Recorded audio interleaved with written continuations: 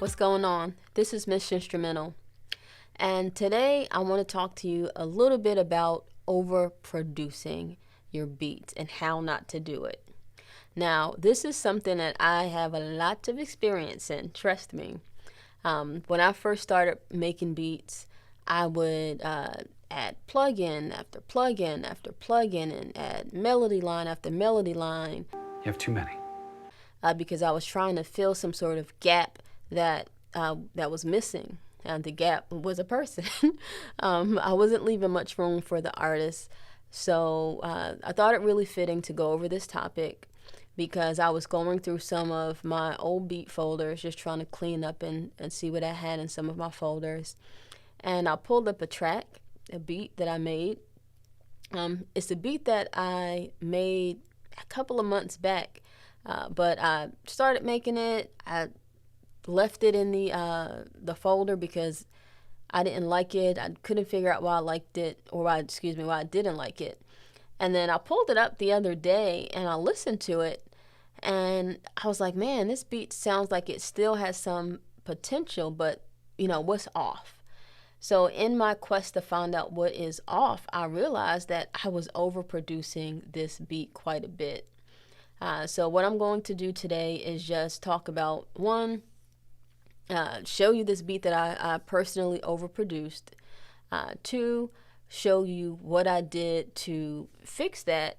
And then 3, I did a test where I wanted to prove to myself that the song was no longer overproduced. So I just want to dive in and take a look at this with you today. So let's go and take a look. All right, so we have the beat up now, and we're just going to take a listen to it really quick. So let's go ahead and play it.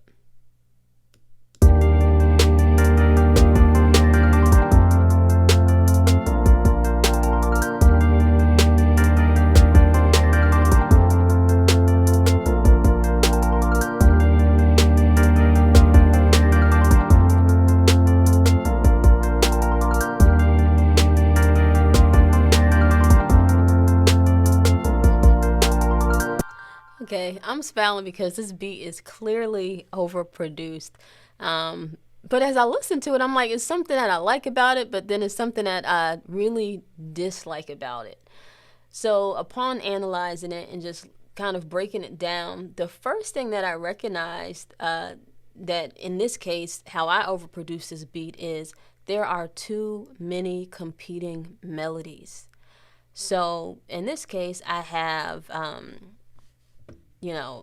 melody 1, counter melody idea 1, counter melody idea 2, and then I have a random ending melody, which I'm really not sure what I was thinking about. I was probably just flowing in that moment, thinking I was doing something, but no, when I listen back, I was not flowing. So the way that I approached getting this beat from being overproduced was muting all of the melodies, to be honest. So I start off by just muting these melodies, and what you're left with is just the basis of the beat. So let's take a listen to just the basis.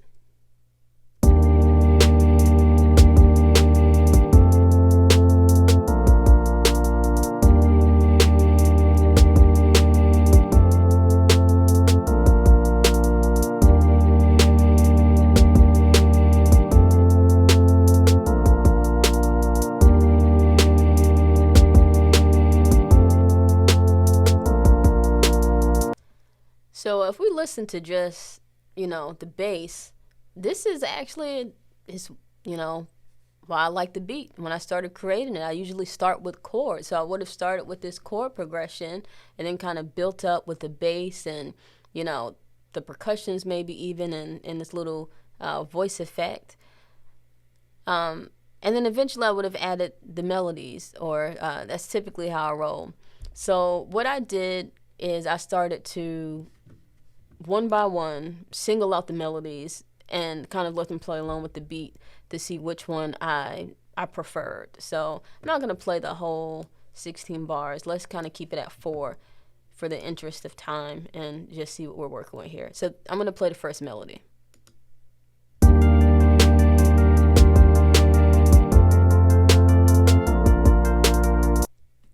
Okay, so that's the first one. I'm going to play the second one.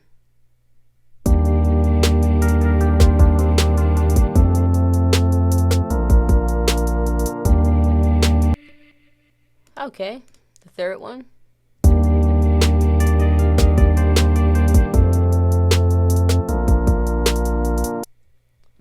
And then the old trusty ending melody where I thought I was doing something with my life.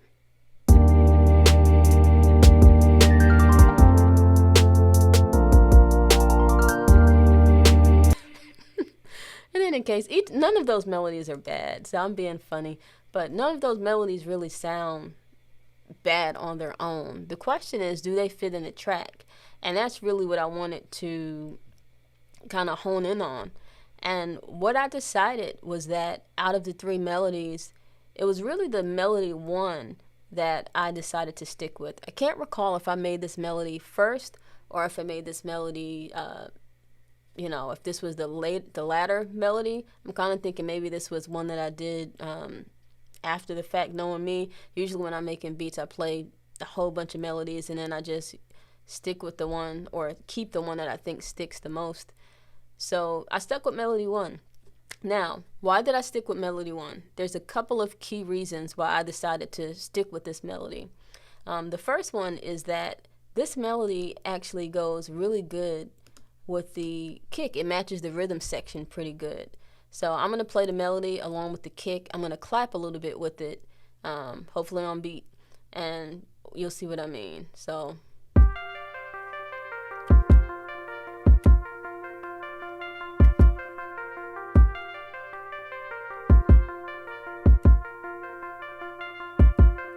So as the melody is progressing, the downbeats of the kick actually hitting on some of the notes of the melody, and I thought that was really interesting.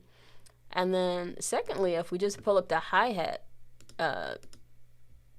pattern as well, it actually matches pretty much one for one with the hi-hat pattern. So I'll play that as well, and I'm going to clap a little late, but I'll start in.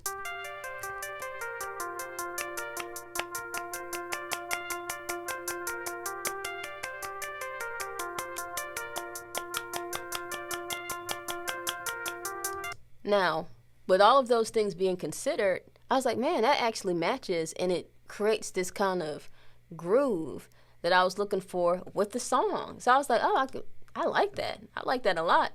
So that's the one that I kept.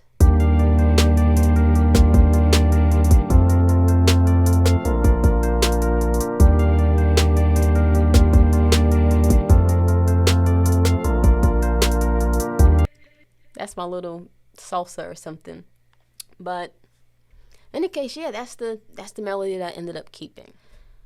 Now, why didn't I choose the other melodies? Well, one, I felt like the counter melodies didn't do enough for I felt like they would compete with a melody. So if this is a song, usually I like to put hooks on my songs. I felt like this would compete with any sort of hook. So let me just play it. I'm going to play those two together.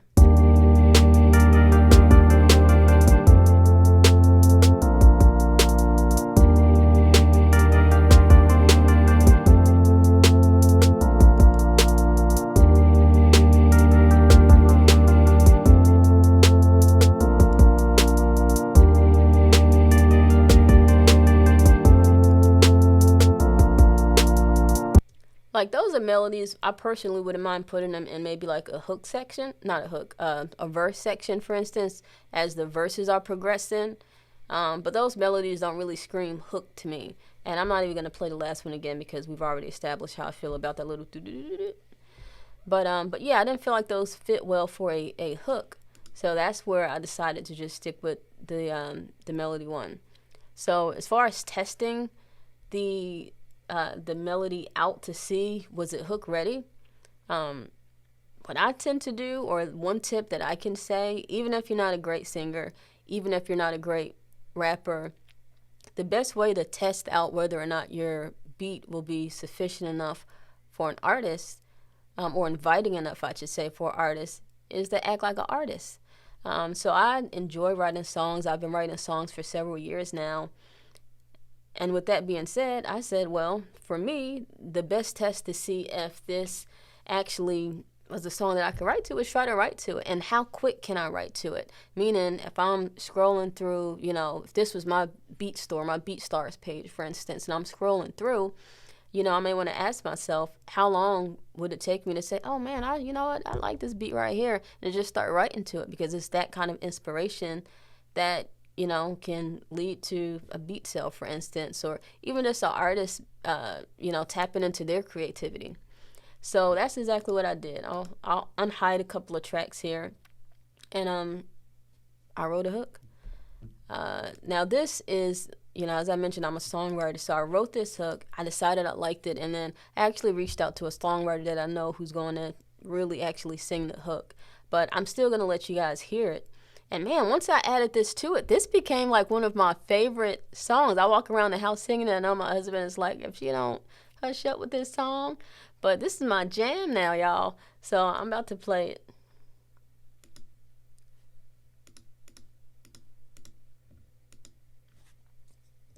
You probably think that it can change, but I can't stay the same. Who I am causes too much pain, and I don't wanna hurt you. You probably think that it can change, but I can't stay the same. Who I am causes too much pain, and I don't wanna hurt you. You probably. Yeah, and that didn't even take me that long to write, which maybe it's just because sometimes I'm a little impatient. It really doesn't take me that long to write songs anyway. But I just wanted to see how quick could I write this, and would it be something that I liked? And absolutely it was. So man, it was a fun song to write. It was a fun experiment, and it really goes to show how overproduction could kind of stifle creativity. Because if I take this melody out and I play, well, let me not take it out. If I add all of the other melodies that I had along with this, it's going to sound really busy. And sometimes when we're in our creative mode, we just want to like add everything. It'd be like mini Beethoven, and just add everything. But if we really create and we're producing with a particular end goal, if my end goal was, I want to make this beat, I want it to be good for an artist, I really need to be considerate and think about that artist. And how are they gonna, when they hear the track, what are they gonna think? How are they gonna feel getting on it? Is it gonna invite them, or is it gonna cause them to run away? So let's play this with the other components and see.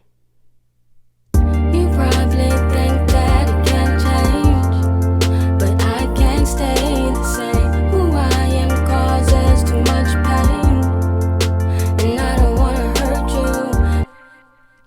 And you might say, oh, well, that doesn't sound half bad. But it sounds busy, and it sounds cluttered, at least in my opinion. It doesn't sound as clean, and as, like, I don't want to rock to it as much as. You probably think that it can change, but I can't stay the same. Who I am causes too much pain, and I don't wanna hurt you.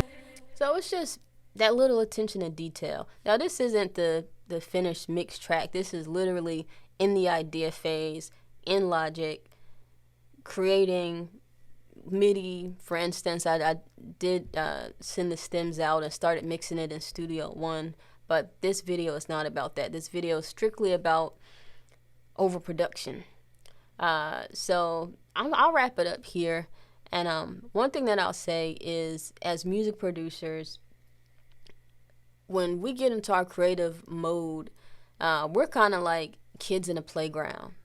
But as kids in a playground, if we start to fill the sandbox up with too many shovels and buckets and things of that nature, is there really going to be room for us or anyone else to play in that sandbox? The answer is probably not.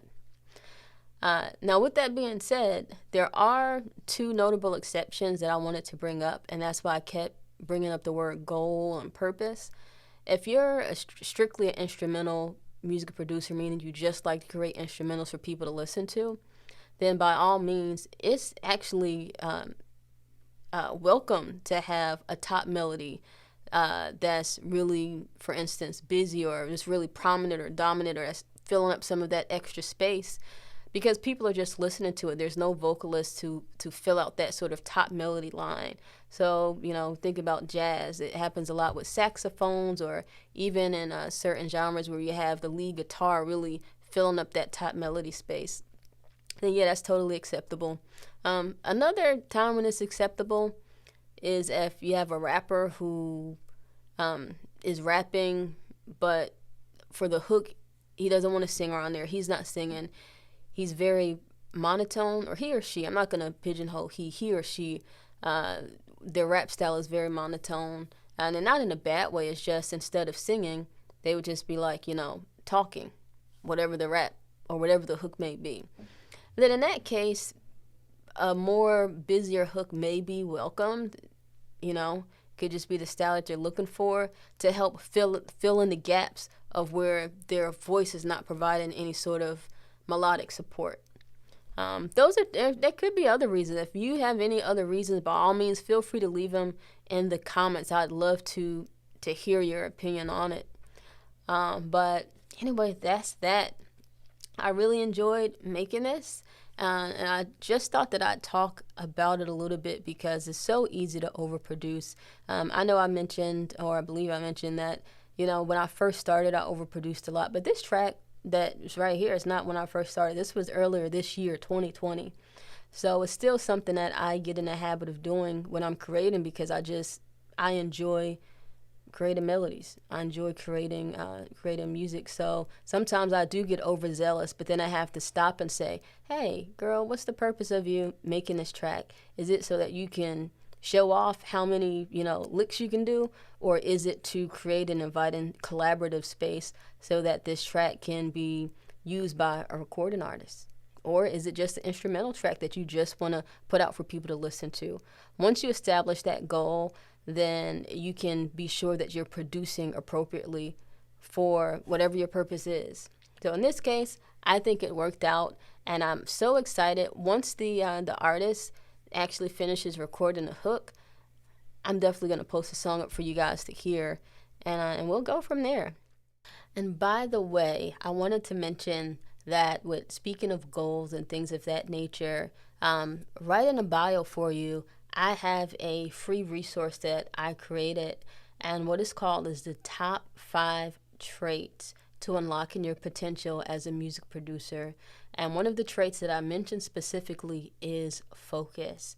I'm not going to go into it in detail here, but man, I wrote this guide with you in mind. I wrote it with even myself in mind, because there are a lot of foundational and key elements that we can use as a producer to really take our productions to the next level outside of the general art of musicianship.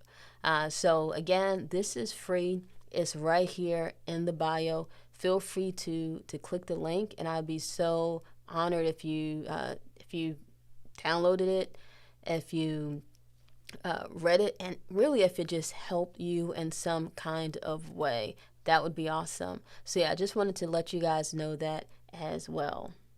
So thanks for rocking with me as usual. I'm so glad to be back with you guys. It's such a privilege to be here on this platform talking to all of you. So yeah, that's it for today. I look forward to seeing you guys soon, and I hope you have a wonderful day. Peace.